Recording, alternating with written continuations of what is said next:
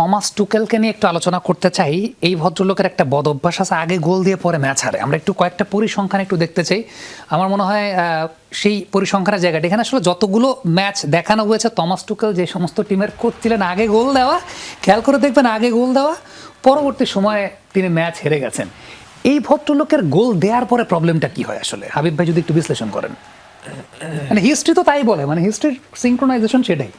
এখানে আসলে টুকেলের একটা বদভ্যাসের যে বদভ্যাসটা হচ্ছে মাইন্ডসেট। মনে করেন আপনি অ্যাটাকিং টিম, এ কিন্তু বেশ ভেরি মাচ অ্যাটাকিং ম্যানেজার, তো অ্যাটাকিং টিম নিয়ে আপনি খেলতেছেন।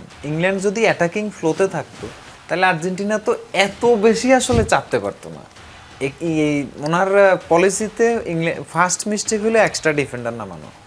এখন এখানে আসলে টুকেলের দোষ দিতেও পারছি না আমি, কারণ কি ইংল্যান্ড ম্যাচটা মানসিকভাবে এবং শারীরিকভাবে 70 মিনিটের সময় হেরে গেছে। 70 মিনিটের সময় আমি দেখছিলাম যে ইংল্যান্ড প্লেয়াররা আর বডি পুশ করতে পারতেছে না, প্রেস করতে পারতেছে না, ম্যান টু ম্যান আর যাইতে পারতেছে না, কিন্তু আর্জেন্টাইনরা বের হয়ে যাচ্ছে। এই সিনারিওটা যখন আসছে তখন বুঝছি যে এদের পায়ে ফ্যাটিক এসে গেছে। এখন ফ্যাটিক যখন আপনার টিমে এসে যাবে তখন আপনাকে বক্সে ঢুকতেই হবে ডিফেন্ড করার জন্য, কারণ আপনি আর মাঠ রান করতে পারবেন, ইম্পসিবল। ডেকলান রাইসের তো পায়েই চলছিল না একটা পর্যায়ে। তো ধরেন ফ্যাটিক আপনার উপরে চলে এসছে, আপনাকে ফ্যাটিক ধরে ফেলছে, এখন কি করবেন? তাহলে ডিফেন্ড করি, যেটা মেক্সিকো ম্যাচের সাথে করছি, আর্জেন্টিনার সাথে ওইটা করি। এছাড়া তো আর প্ল্যানও নাই না, মানে ফ্রেশ লেগও যে আনবে, ইংল্যান্ডের বেঞ্চের ফ্রেশ লেগ কিন্তু অত বেশি না। তো আজকের ম্যাচ হারার পিছনে তার আরো একটা কারণ আছে, সেটা হচ্ছে ফিল ফোডেন আর কোল ফার্মার।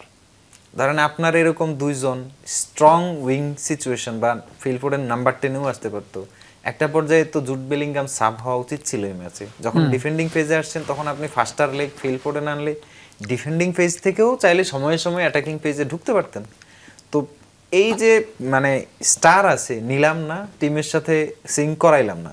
কোল ফার্মার কিন্তু নিজের দিনে ম্যাচ ডিসাইড করে দেয়া প্লেয়ার, মানে একাই ম্যাচ ডিসাইড করে দিয়েছে, এরকম সিচুয়েশন মাঝে মধ্যেই ঘটায় ফেলে। তো কিছু কিছু প্লেয়ারের একটা ডে আসে না, ওই ডে লাগে, তো আপনি তাদেরকে নিলেন না। এখন ধরেন পুরা squad high intensive English Premier League খেলে এসে এখন টায়ার্ড, এটাও একটা ফ্যাক্টর।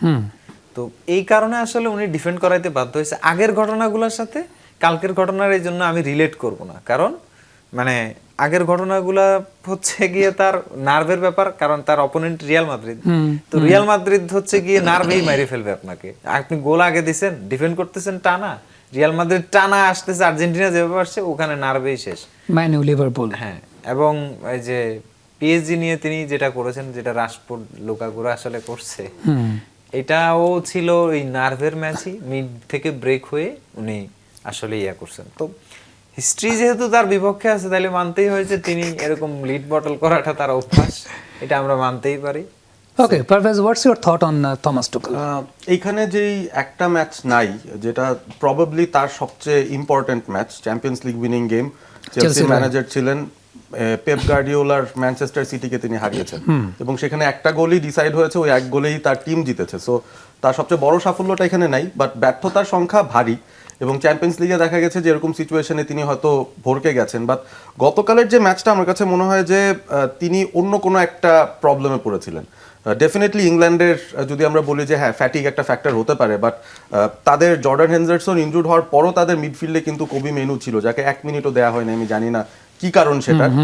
এবং উইং পজিশনের কথা যদি বলি, গতকাল 3 জন আনইউজড ইংল্যান্ডের প্লেয়ার কারা কারা ছিলেন আমি বলি, বুকায়ো সাকা, এবেরিচি এজে, ননি মাদুয়েকে। আর্সেনালের টাইটেল উইনিং 3 জন 1 মিনিটও পাননি। এইটার কি কোনো লজিক আছে? মানে হাবিব ভাই যে বললেন যে তাদের বেঞ্চে কিছু নাই, একাধিক প্লেয়ার আছেন যারা অ্যাকচুয়ালি কাউন্টারে সাপোর্টটা দিতে পারতেন। সাকা তো ডিফেন্সিভলিও অনেক সলিড। আমি এই ব্যাপারটাই খালি বুঝি নাই যে হাইড্রেশন ব্রেকের পর কিছু একটা হয়েছে, বা সেই সময় কিছু একটা আলোচনা হয়েছে, 1 গোলের লিড পেয়ে গেছি, এবং অনেক সময় আমার কাছে মনে হয় hydration break creates a problem. মানে এখন এই নতুন একটা এক্সট্রা ব্রেক, এটাকে ট্যাকটিক্যালি ওভারথিঙ্ক করতে গিয়ে অনেক আগে যে সময়টা বোধহয় ডিফেন্ড করা লাগতো মেবি 80 মিনিটস পরে, তারা হাইড্রেশন ব্রেকের সময়ই মোটামুটি মনে হয় আলোচনা করে ড্যান বার্নরা হয়তো এসে বলেছেন যে ভাই নেমে যাই, আমি কিন্তু হ্যাঁ একদম ঠেকিয়ে দিব। তো হঠাৎ করে তার পরপর দেখি যে তারা পুরোপুরি ভাবে 7 জন ডিফেন্ডারের একটা সেটআপ নামাচ্ছে। এখন ডিপ ডিফেন্ড করা, উপরে ডিফেন্ড করা ভিন্ন কথা, বাট আপনি ডিফেন্ডারই যখন নামাচ্ছেন, সেন্টার ব্যাক নামাচ্ছেন, ড্যান বার্ন, আপনার তো বোঝাই যাচ্ছে যে আপনি আসলে পিছনেই আপনি থাকবেন। তবে তাদেরকে ডেফিনেটলি আরো পেছনে ঠেলতে আর্জেন্টিনা একটা রোল প্লে করেছে, সেটাও হাবিব ভাইয়ের সাথে আলোচনা হচ্ছিল যে মেসি আসলে কিভাবে চাপিয়ে দিয়েছেন তাদের ভেতরে।